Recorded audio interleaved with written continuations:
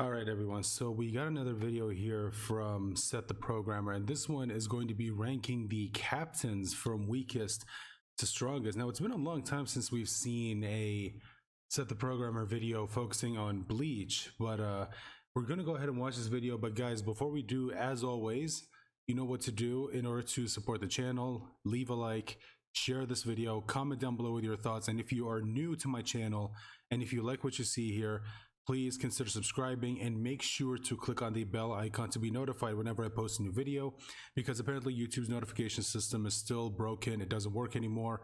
I've seen other people in the comment section of other videos talk about how they didn't get a notification for the video. So just to make sure that you get notified, make sure to click on the bell icon and to click on all notifications. Now, when it comes to this video, ranking the captains from weakest to strongest, for me personally, I think some of the strongest, obviously you've got Yamamoto, who's, you know, the head captain. You've got Komamura, not Komamura, what's his name, Shunsui. You have Jushiro. I think Okitake is actually pretty strong, even though we unfortunately don't get to see him, you know, fight all that much, but he is, like, we always see him and Shunsui together, so I would imagine that they're probably at least relative to each other in terms of strength. And they did have that fight with Yamamoto, so which in my opinion is kind of an underrated fight, and I do kind of wish we would have seen a bit more of both in the manga, and I think that the anime did add to it a little bit. It's been a while, correct me if I'm wrong, since I've seen the anime, but yeah, the anime did add to it, whereas the manga, the fight wasn't really shown, which kind of sucked. But yeah, and it's interesting that I mentioned Yamamoto because Kubo in a recent interview did talk about how one of the things that he's looking forward to is the fight between Yamamoto and Yuha. So I guess, like, I guess it does make you excited for the anime when it comes back, and to see that fight, if the author himself is saying that he's really looking forward to seeing it. So there we go. And now let's go ahead and watch this video and not stall any longer.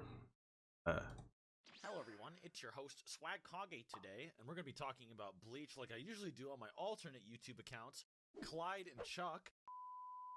This video in particular will be going over the 13 captains up until the end of Aizen's defeat by Mugetsu Ichigo.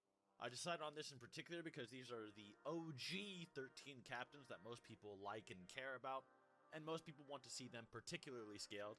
However, if you guys do want me to go until the end of the series, let me know down in the comments below. Some captains do have scaling to their war arc up battles like Yamamoto or Unohana, but this will only be scaling that applies to them during the Aizen arc still. It's just more clarification of what they should be able to do during this time, since they don't really get any stronger, and sometimes they don't have enough feats during the Aizen arc to actually scale them that well. Also, before we start, subscribe to my channel. Seriously, I'm tired of this. For example, Unohana, we don't really know how strong she is until the 1,000-year blood war arc, when she's you know, training with Kenpachi. Through 800k. Let's get 1 million already. It's been enough time. Also, you can follow me on Twitter and Twitch as well. And I will say, and most Bleach fans will agree, that making this type of video, it's rough to say the least. There are so many ways to interpret these characters, how their hacks will affect each other, and so on.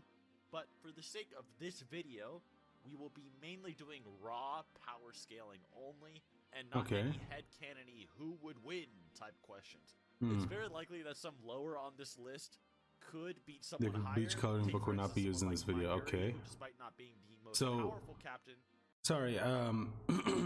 Let me just say this: before we get into the video, just in case you're watching this and if you've never read Bleach, or if you've never watched the anime but you're thinking about getting into it, this might not be the video for you, because I think there will be a lot of spoilers for the manga or just the series in general. So before we continue with the video, again, I would highly recommend, if you have not read it or watched the anime, I highly recommend you do. I think it is worth it. Yeah, I mean, it does have some rough parts, but overall I think it's very, very good, and definitely one that I would recommend to anyone. So there you go. Just in case there's someone watching this who hasn't gotten into Bleach yet. Can certainly take down guys stronger than him with his poisons, tricks, and so on. Regardless, there is also no way to order this list to make everyone happy, and I'm not even joking with that. So if you're a Bleach fan, leave a like just to promote the series, and just agree to disagree maybe in advance, but otherwise, I think I made a pretty agreeable list for most people when I break it down to them. Number 13, right off the bat, is a contentious placement, Toshiro Hitsugaya. Considering this is only the Aizen arc, Toshiro doesn't have a whole lot to say. He's really stronger than anybody else, which I'll get into as we go down later. Toshiro's biggest accomplishment at this point in the story is throwing hands quite well with Espada number 3 and future overlord of Hueco Mundo, Haribel, but otherwise, pretty much every other captain during the Aizen clash said Mayuri fights someone stronger than Haribel, and Shunsui thinks it'll take Toshiro 100 years to surpass his level. For those of you that do like Toshiro, Toshiro does get a massive amp in the war arc that greatly increases his placement. So if you want to see some Toshiro hype, just let me know if you want a part 2 down below in the comments. Number 12, Soifon. Soifon is a great example of someone who just directly fights a stronger Espada than Toshiro, Espada number 2 Barragan, and Soifon is considered by her assistant Captain Omaida to be the fastest captain in the Gote 13, and with her Zanpakuto Suzumebachi, she can utilize an ability where she can kill you by tapping you in the same place twice, called Nigeki Kisatsu. And while Omaida probably doesn't know enough about the other captains to make a statement that concrete, and it's directly contradicted by certain statements that we'll go over later, hell, even the Quincy's and Aizen don't know all the captain's abilities, it's safe to say that this is mainly a hacks and not power scaling. So how does Soifon scale above Toshiro? Well, with her Bankai ability that's a complete 180 from her Shikai, Jakuho Raikoben, this massive missile she can fire can even damage Barragan pretty well, even after its explosions potentially nerfed by Barragan's Respira. Respira ability that withers all things around it, and even possibly slow down time. Due to this and the way higher spiritual pressure and Espada tend to work in Bleach, it's very likely that Soifon's Bankai powers surpassed that of Toshiro's, which even slightly phased the Primera Espada Stark. And I can see arguments for both, but I do think that Soifon is pretty directly shown to be slightly stronger due to her Bankai being shown to actually severely damage Barragan if it hits through Barragan's Respira, or as Respira doesn't have enough time to negate all its damage. Well, I mean, you do got to consider the fact that she did fire it from a pretty close range, and the fact that Barragan was able to use his ability to reduce it to the point where all it did was, like, you know, crack his skull is actually kind of impressive from, you know, from his perspective, or from, you know, from him, which just makes him look even more impressive. Number 11, Kamamura Sajin. This is someone I think most people would honestly rank at the bottom, and I agree that he does seem that way when you're just casually watching the series. However, in the anime, yeah, I mean, I'm not giving him an exception for, but it helps me kind of explain what I'm going to get into that is canon here in a second. But in the anime, during his battle with Kaname Tosen, Tosen explains his amps that Aizen gave him, in which Tosen is granted his own ability that is beyond Bankai. Tosen was already strong enough to threaten Barragan before either were amped by Aizen, and Aizen trusted him enough to be one of his right-hand men in lording over the Espada with Gin. But in the anime, it goes directly a step further with Tosen, directly stating he is stronger than any of the Espada, and nobody disagrees with him despite the fact that Haribel, Barragan, and Stark are fighting almost right next to him.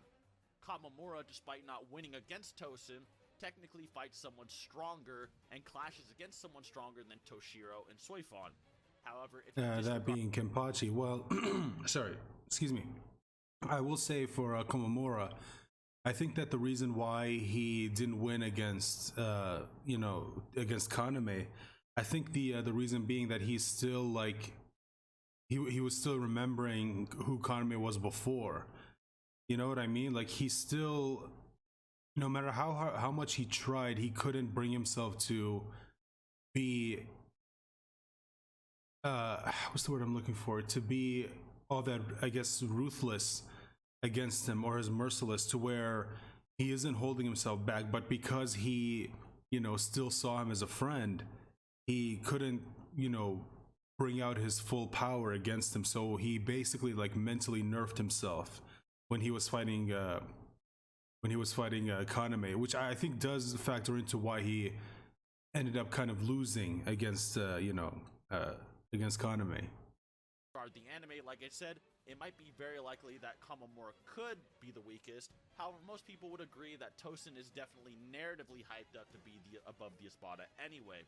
Something that supports this is that Aizen says to Haribel that the Espada were not worthy of fighting under him anyway due to their performance against the captains, then asks Gin and Tosin to follow him, implying they are more worthy than the Espada. Tosin also comments that due to Kamamura's massive destructive power, that he couldn't imagine anybody surviving a swing from his Bankai and counterattacking, which Tosin mocks him for thinking. This is filler only, but in filler, we actually see Kamamura fight Soifan, and it is stated that even with her Shikai, she doesn't have the destructive force to defeat Kamamura in his base form, and Kamamura dominates her until she unleashes her Shumko technique she's been hiding and didn't even use on Berrigan. And then, when both are so tired they can barely stand, Soifan with a possible Shunko amped Bankai unleashes on Kamamura and it does 0 damage to him. Kamamura and Soifan then pass out from fatigue, Kamamura in particular passing out after Soifan, even though he had to tank her Bankai's explosion, and Kamamura didn't even touch her in the final clash. Once again, not saying this is canon or objective information, but something that sort of supports what I'm implying with Tosin's narrative above the Espada, and that the series kind of supports it. Number 10 is therefore Kaname Tosin. Tosin, while being damaged by Kamamura in his holified state, can then use Resurrection, which is something similar to an increase as a Bankai, on top of his holification as a Captain class Soul Reaper that Aizen's considered is worthy of fighting under him, whereas the top 3 Espada are not. Once again, without the anime, this is more subjective, but I do think it's very easy to digest that Tosin is being implied to be a right-hand general to Aizen above the Espada underlings, and the story is progressively powering up the adversaries that the captains have to fight. One thing I'll especially say for Kamamura here is that when Tosin goes all out, Tosin gets folded extremely easily, so if you believe that he doesn't have enough merit to be above Toshiro or Soifan, I actually wouldn't even fully disagree. It also depends on if Aizen and Tosin feel they are above the Espada with holification, or if it requires Tosin's full resurrection. So feel free to consider Toshiro, Soifan, and Kamamura almost like an interchangeable category that you can switch at will based on your interpretation, with Tosin more than likely above them and the Espada entirely. When I say above the Espada, however, this can only apply to the Espada powers that Aizen and Tosin for sure know about. Second Resurrection or Anger Amped. Well, I mean, it's interesting that he brought that up because we've, I think we did mention this in a previous video where, Ulquiorra made that comment about how I never showed this form to Lord Aizen. For me personally, I always thought that Aizen did know, and he kind of implies that he did know about Ulquiorra's like second, transformation. He did know about it because he did later on talk to Ichigo about how in your fight against Ulquiorra, you awaken to an even greater power, which means somehow, some way, while he was there in Fake Karakura, he was also paying attention to what was going on above the canopy of, Las Noches, which is actually kind of crazy and probably explains why he just stood by and did nothing for a long time and just allowed that whole, Yamamoto's ability, where he created a ring of fire around them, just stood there and allowed it to happen. Because he was probably using it as an opportunity to keep, to watch over the battle between Ichigo and Ulquiorra, because he was obsessed with Ichigo's growth. And this was definitely a prime opportunity to see what would happen if he's faced against an opponent that could destroy him so easily. Like, how would he respond, or how would his hollow, or his I guess now we know, how would Zangetsu react to it mixed with his hollow powers? And well, he got a chance to see it. At least that's what I think. I could be wrong, but yeah, just wanted to talk about that for a second. Yami and Ulquiorra might be off of the table for this Bleach MS implies Yami actually doesn't have a second release, but with time his anger ability could hypothetically reach higher levels of power. Nothing changes. Oh yeah, it's statement, which I'll get into for the next two on the list. Number 9, Byakuya Kuchiki, and number 8, Kenpachi Zaraki. Really, I would have These two are put here because of their fight against Kenpachi Yami, higher. also known as Espada Although Zero. I guess yeah, he did say that he did technically say that this is only up until the Aizen arc, not the 1,000-year Blood War. So I guess yeah, he can't really count Kenpachi from the 1,000-year Blood War, where after his training with what was it? After his training with Unohana and him then awakening his sword's power, his Bankai. Like, I guess you can't really count that. Speed to match any Espada, as shown with his fight with Zamari, who has the fastest Sonido of any Espada. But he has also shown being able to cut up Yami, who has the second hardest skin of any Espada, and is applied to be able to survive attacks for him, despite him being the most powerful in terms of his raw punching power and implied insanely high attack potency. Aizen labeled him the Zero Espada for a reason. So Kenpachi and Byakuya fighting him should mean they should logically devour the Espada. So I've been here's the thing. I don't remember if I ever asked you guys this. Maybe I did in one of the previous, Bleach videos. But I wanted to ask you guys, like, how do you feel? And I just noticed I've got the wrong background for the video, so I do apologize for that. It's the wrong one. But whatever. We're already deep into the video. We don't need to. We don't need to change it now. But yeah, I wanted to ask you guys, like, how do you feel about the whole Yami reveal to be like Espada number 0 instead of Espada number 10? Just out of curiosity, because I mean, for me personally, I was never a fan of it. I think I remember when this first happened, or at least when I saw it. I remember thinking, wait, I'm sorry, what? Because I was just confused. It was like, what do you mean? Espada number 0 is, I just like the whole thing where he made Yami like supposedly above characters like Stark and Ulquiorra and Holybell and Baragon. Like, I wasn't a fan, because I was never a big fan of Yami in the first place. Like, I always thought he was kind of annoying. And then reveal, he did this reveal where, it's like, oh no, I'm actually Espada number 0 or whatever. And I'm like, oh no, like he really should have been killed off a lot earlier. I don't understand why Kubo kept him and why he did this with him. I just wasn't a fan of it, I'll be honest. For a reason. And that's why I want to ask you guys, like, how do you feel about it? Are you like me, where you are not a fan of it, or are you completely indifferent, or who knows, maybe you like it? And if you do, let me know why in the comment section below. So Kenpachi and Byakuya fighting him should mean they should logically devour the Espada. Baragon is weird though because of hacks, but in terms of raw power, yes. The reason they're above Tosin is more debatable, but I'll say this is another situation where they could all be interchangeable. Yami is the strongest Espada for the most part, and even Ichigo implies that Yami might actually be even after facing second release Resurrection Ulquiorra. But something interesting is that Yami actually grows and ascends past this state. Now, we aren't sure if it's simply his anger ability or Yami's own second Resurrection, but then, regardless, Yami ascends past the state of being the strongest entirely, unless you think Ulquiorra is somehow stronger still. If this is his second release, it implies a massive power-up that we can't really say Tosin is above, because Yami might have only unlocked that mid-fight for all we know. The reason second release is so impressive is because a first Resurrection release of an Espada is actually implied to be their Shikai release in the data books, yet its power rivals that of a Shinigami's Bankai.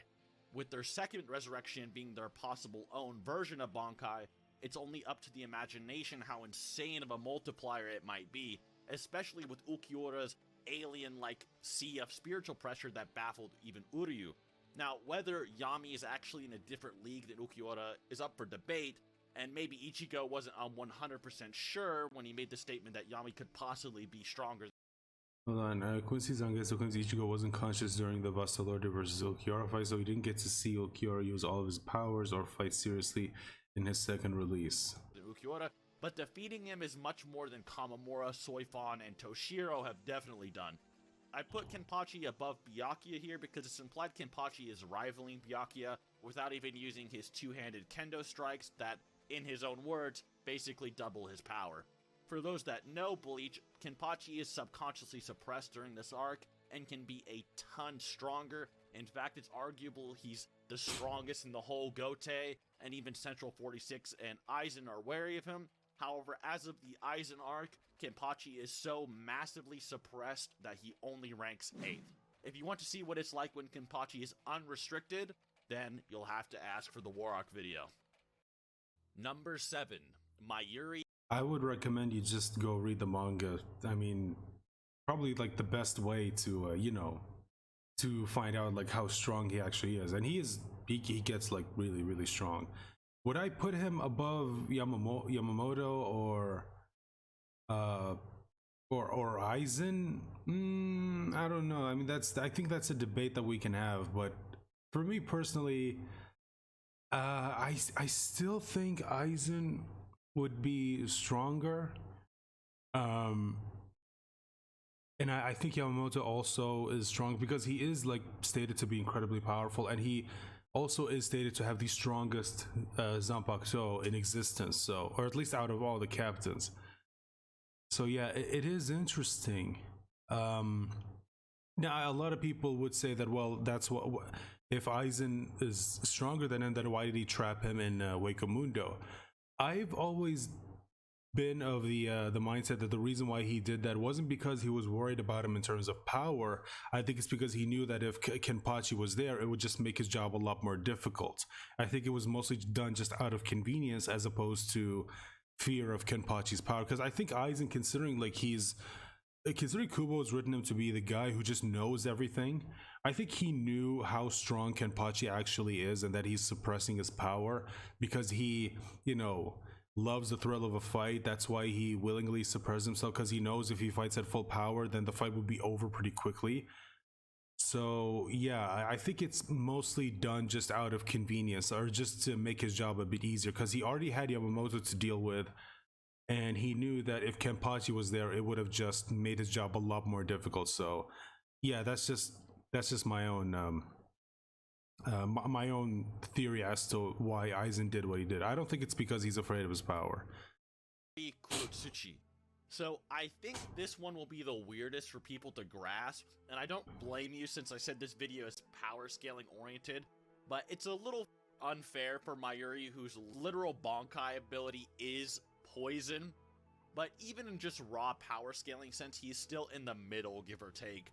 Mayuri is one of those characters that can just blatantly beat people stronger than him, and in fact, he literally does it in the Soul Society arc in his fight with Uryu, and many times throughout the War arc. However, many don't understand that he's still quite impressive, and is a War arc level character pretty much from the Soul Society arc he's introduced in, whereas all the other captains and maybe a few get stronger up until the Aizen battle under Yamamoto's instruction. Mayuri, as many of you know, faces Uryu during the Soul Society arc. Despite this battle, Uryu is using the Sandray glove, which allows Uryu to use his Let Steel Quincy evolution, somewhat like a Quincy version of Bankai, give or take. However, what people don't know, and this is stated in the manga and every data book that mentions it, is that the Sandray glove not only gives you Let Steel, but brings you to the peak of your potential as a Quincy in terms of power, and then gives you beyond Quincy level power. Meaning any potential he showed later in the series, said maybe his Shrift granted him by Yuha later, would be beneath the Sandray glove in terms of raw power.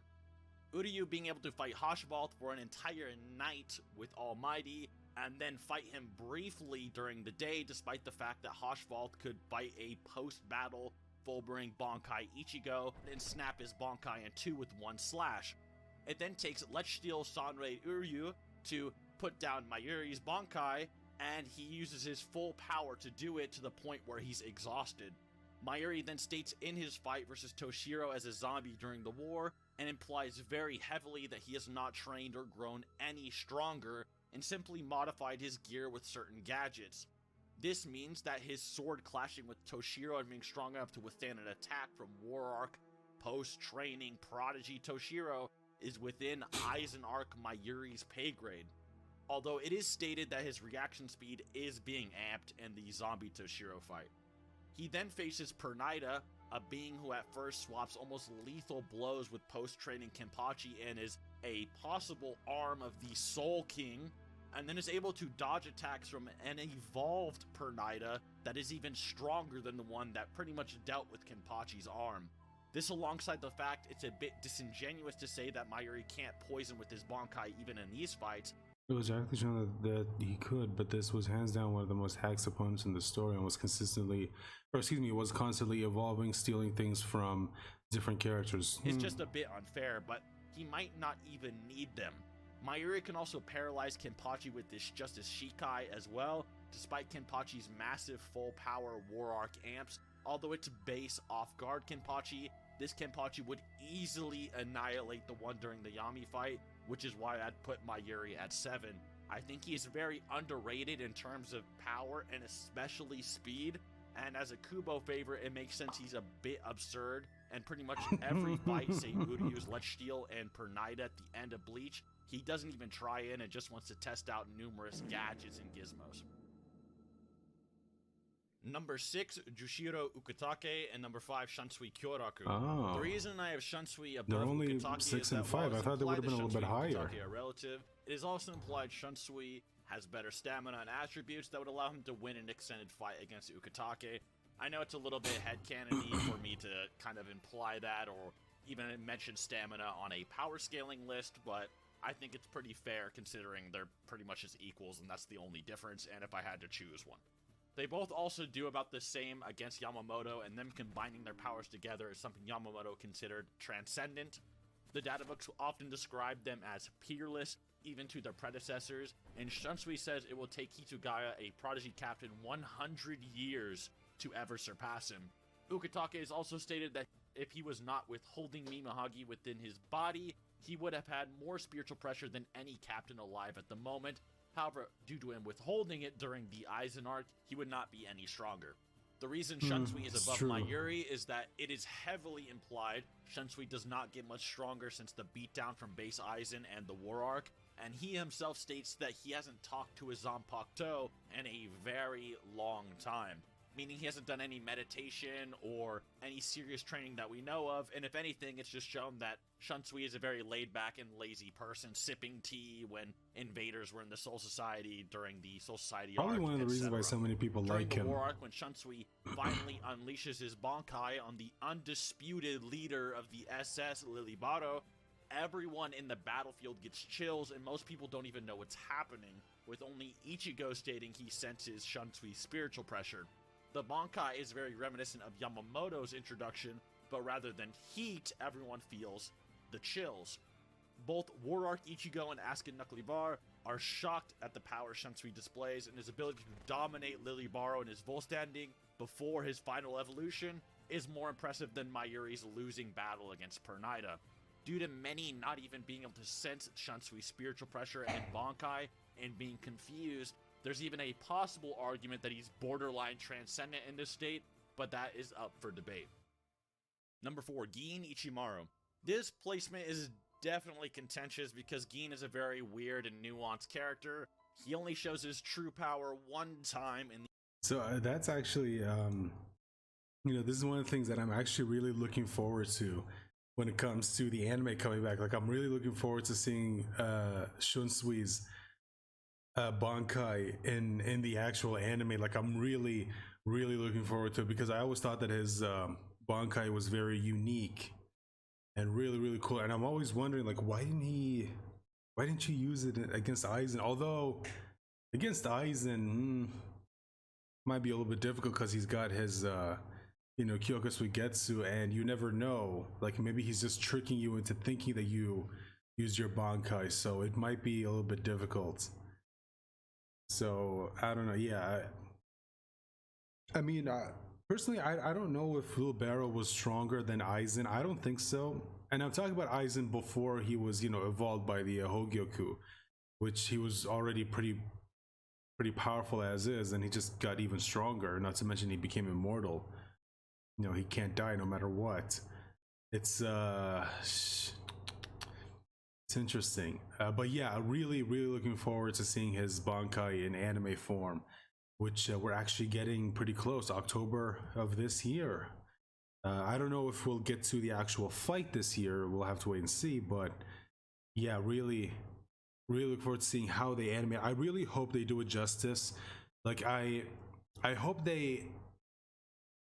While I do want them to stay faithful to to how it was depicted in the manga, I do hope that they also kind of take some, like, just a little bit of creative liberty and use the medium that they're adapting this in. Like the fact that it's an anime and it's actually moving. I hope they allow the animators to be just a little bit creative with how they depict his Bankai, as opposed to just making it like shot for shot how it was done in the manga. Not that I thought how it was done in the manga was bad. No, it was actually pretty cool. But this is where I kind of where I believe that if that allowing the animators to take some, not too much, but some creative liberty, and just being a little bit creative with how they show his Bankai. That's kind of what I'm trying to say. But let's get back to the video. A possible argument that he's borderline transcendent in this state, but that is up for debate. Number 4, Gin Ichimaru. This placement is definitely contentious because Gin is a very weird and nuanced character. I don't know if people would agree with putting Gin above Kyoraku. So I don't know. And just to say this, I know some people might mention, because there's always some people who might mention, well, wait, he said this is only in the Aizen arc, so why is he using examples from the War arc? Well, it's like he said, it's implied that he doesn't actually get stronger in the War arc, that he's actually the same in the War arc as he was in the Aizen arc. So what he does in the War arc are actually good examples of what he can still do in the Aizen arc. You know what I mean? It's not like with Ichigo and Renji and what's her name? Oh god, why am I forgetting her name? Rukia. It's not like those characters where they get stronger after the War arc. No, it's implied that characters like Shunsui and Kyoraku are the same in the War arc as they were in the Aizen arc. So using examples from the Aizen arc should show you how strong he actually is, just like he did with Uryu. He shows his true power one time in the entire series on an off-guard Aizen, but even then we do have some things to go off of to know what his true power actually is. Many people don't know, but Gin is actually a prodigy, but not just a prodigy like Hitsugaya. In fact, Gin is stated to be an unparalleled prodigy in the data books, meaning his prodigious ability for being a Soul Reaper surpasses even the likes of Aizen, Shunsui, Hitsugaya, and so forth. If you interpret this as Gin is an unparalleled prodigy that surpasses even Kenpachi Zaraki, then Gin would actually be even higher on this list, if anything, and I'll explain where he could go. But for what we do know, Gin fights post-Ukiura fight Ichigo in his Bankai state, with Ichigo being somewhat mentally conflicted. However, this Ichigo even then rivals Unohana's base with only less than half of his Bankai's power. Unohana being able to no-diff Kenpachi, make him stronger numerous times without even using her Shikai, and post this arc after Kenpachi is only stronger to begin with. Ichigo, when he has his full Bankai Shihakusho, is actually able to perceive Aizen appearing before all of them at the same speed as Isshin and Urahara, while he is nerfed.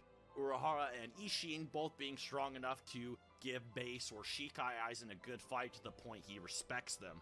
Then Ichigo unleashes his Hollow Mask, and Gin still folds him with absolutely zero difficulty, and in fact Gin's Shikai and fake Bankai ability straight up blitz Ichigo to the point he can't actually even see them retract.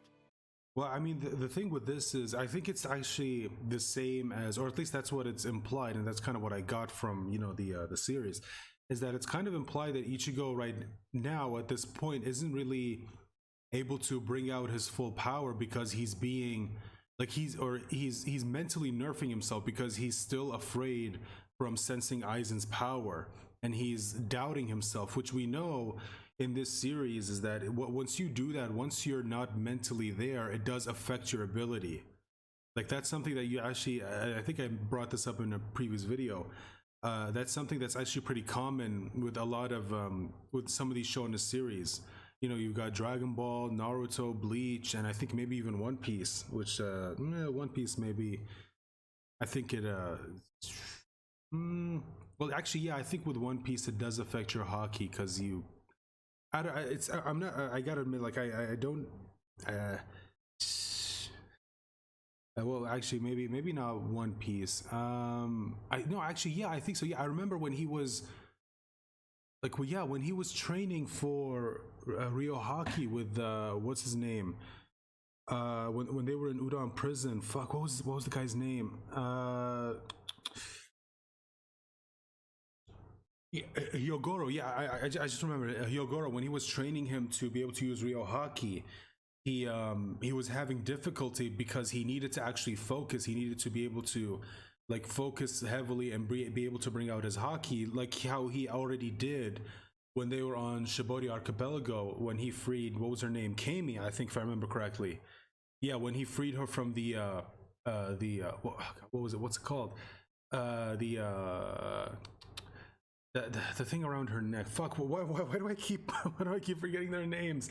The collar, yeah, the collar that was set to go off. He instinctively used Rio Hockey to be able to destroy it, kind of like what Rayleigh did with just a little bit afterwards, or maybe he did. No, I think he did it before. Yeah, he did it before Luffy saw it, and then he was able to use it. And now he's trying to teach him to use it instinctively, or he's trying to use it purposefully. But it's kind of stated that your hockey is like connected to your mental state, like you need to focus to be able to use it.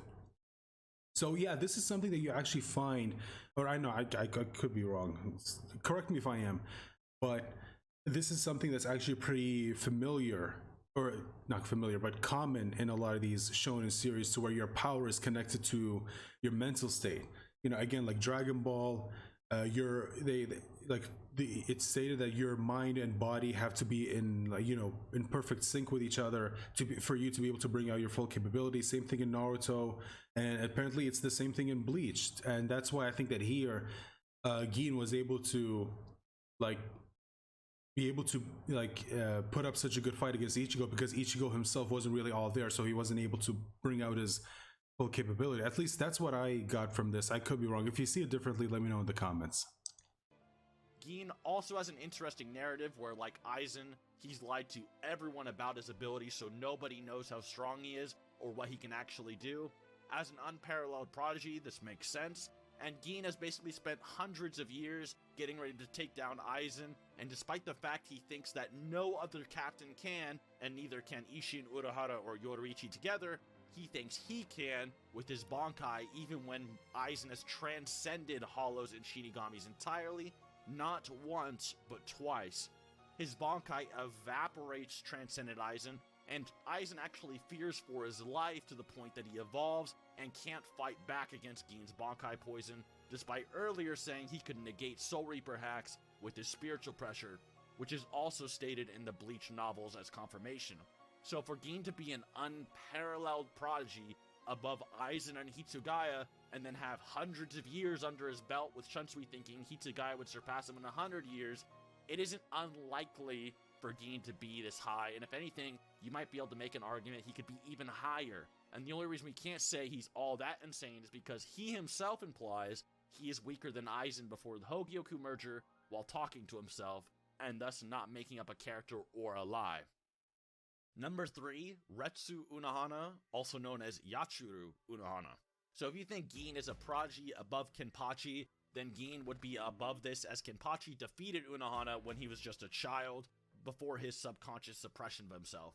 However, the prodigy statement could just be referring to those that trained or came up through the ranks via schooling or an orthodox way, which would apply to Aizen and Hitsugaya, but Kenpachi never went through the ranks or schooling, he just killed the previous false Kenpachi to become a captain.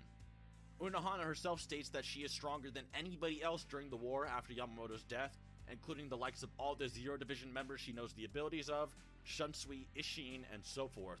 She is also the true Kenpachi and was the strongest Soul Reaper over 1,000 years ago, and retired when she felt conflicted, continuing to fight after what she did to Kenpachi's psyche. The true strongest Shinigami. After Kenpachi defeats Unohana, there are good arguments that Kenpachi reached a transcendent level of spiritual pressure and couldn't be sensed by anyone as he approached Stern Ritter member Gremmy until he allowed them to sense him, meaning it probably required that level of power for Kenpachi to finally defeat her. Unohana also then thinks she is more powerful than Fullbringer Ichigo, and possibly even the Yuha that defeated Kenpachi before. Shunsui also makes it pretty obvious he thinks she's stronger than him. Number 2, Genryusai Yamamoto. Yamamoto is repeatedly stated over and over again to have the most powerful and destructive of all Zanpakuto. In the data books, even without his sword, he has the best hand-to-hand ability, is the fastest, and has the largest mastery of Kido, on top of having the strongest sword. The anime states that he has been the strongest Soul Reaper for the past 1,000 years, with the data book saying nobody has surpassed him in the last 1,000 years, which would include Gin and Aizen. And the data book actually implies that even without his Zanpakuto, that Aizen was no threat to him.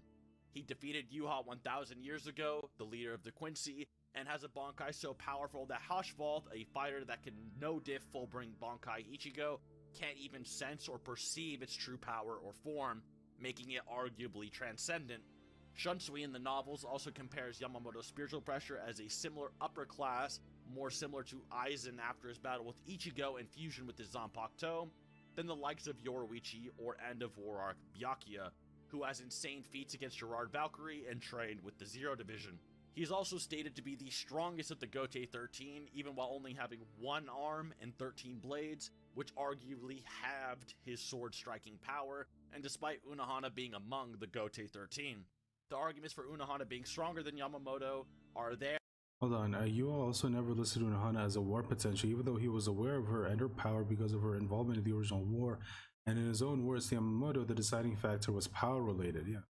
However, they seem to fall apart as something more akin to her opinion, as not even Aizen could actually register Yamamoto's true power, let alone a 1,000-year battle withdrawn and aloof Unohana that the data book states would be incorrect. However, Unohana could simply just not be correct, and her statement of being stronger than anybody but Kenpachi is right, since it was stated after Yamamoto's death. For those that don't remember, Aizen thought Wonderwise could actually take down Yamamoto without Ryujinjaka. However, Aizen is then shocked to learn that Yamamoto could not only take down Wonderwise with his bare hands, but could then even tank the full Ryujinjaka traps and explosions that were going to kill every captain in the town alongside Aizen. And Yamamoto is the only person Aizen ever seems to concede inferiority to, despite the fact that he more than likely Aizen completely ignores Unohana when she arrives and still states Yamamoto is the only legitimate threat to him. Yeah, I mean, statements from Aizen and Yuha both kind of make it obvious that Yamamoto is stronger than Unohana. Just as Shunsui does, if not an even more in-depth knowledge. Yamamoto and Kenpachi are the only two he takes any remote precautions for. Number 1. Sosuke Aizen. The earlier statements concerning Aizen were about him in his pre-Hogyoku state, but after his evolution there is no captain that can take him down. In fact, after his evolution it's stated that if Ichigo doesn't take him down, Aizen wins, meaning he basically solo stomps the Zero Division that surpasses the Gote 13 by himself in a hypothetical future where he beats Ichigo.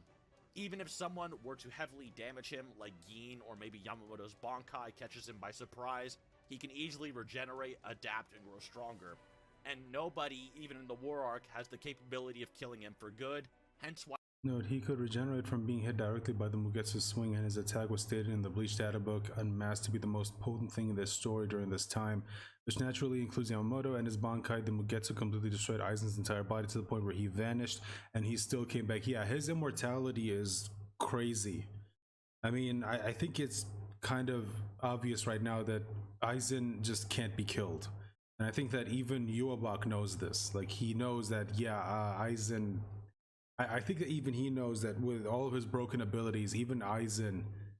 Or, excuse me, even Yua can't kill him after he was made immortal by the Hogyoku. Why he is sealed in the Mukin forever.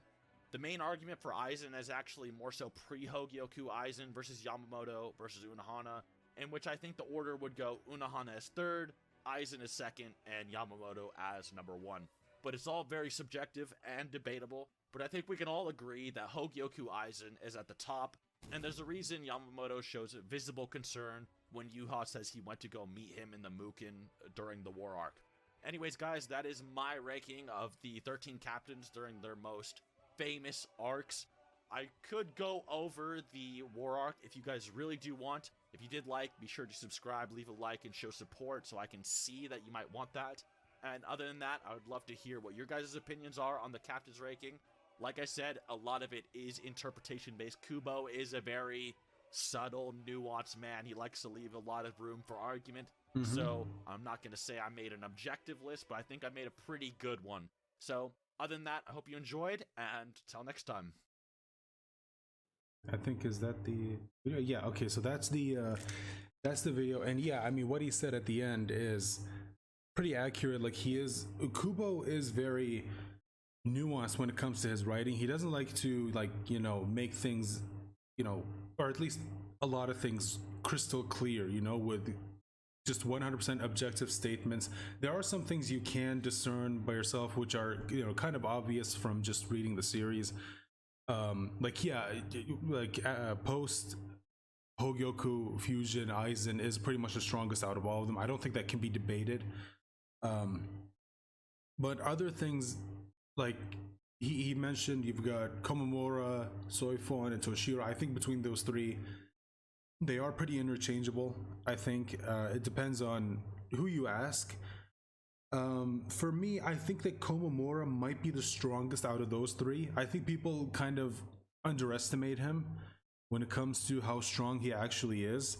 And like I said, in that fight with Kaname, I think that people forget that, like what I just said, your mental state is a big part of you being able to draw out the most of your abilities. And at that point, when he was fighting Kaname, he couldn't do that because he still saw him as his friend. He couldn't see him as an enemy that needs to be taken down, even though he kept trying to convince himself. And I think that that kind of, you know, nerfed him a little bit. And that's how Kaname was able to get the victory over him. At least in my opinion, that's just kind of how I see it. I understand if other people don't see it the same way. But yeah, I mean, Yamamoto being or at least second on the list below Aizen is understandable. He is, like he said, stated to be the strongest Soul Reaper, having the most dangerous Zanbakuto out of all of them. When it comes to Hashwolf, like no diffing, Fullbring, Ichigo, I think that, like, I don't know if you, like, I mean, you do gotta remember Ichigo wasn't really at 100%. He just got done fighting Yobak himself.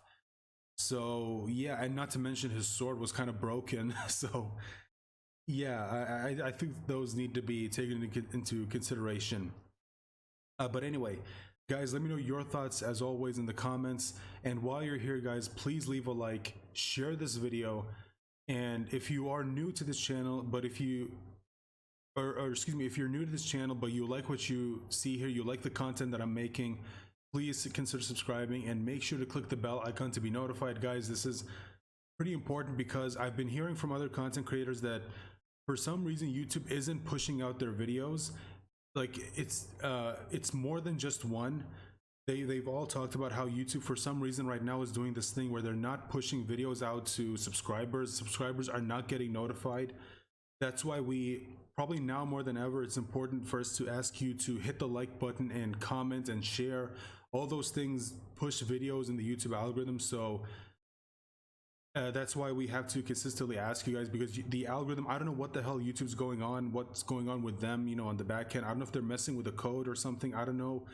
But one thing we do know is that liking, sharing, and subscribing, commenting, all those things do push videos out in the algorithm. That's why we have to consistently ask you guys. But anyway, I've kept you guys here long enough. We're nearly 50 minutes, or we're just over 49 minutes. So I'm gonna end the video right here. And also, I forgot to say this, but check the description for links as always. And please, if you have any recommendations, let me know about them in the comments and I will react to them. Bye for now.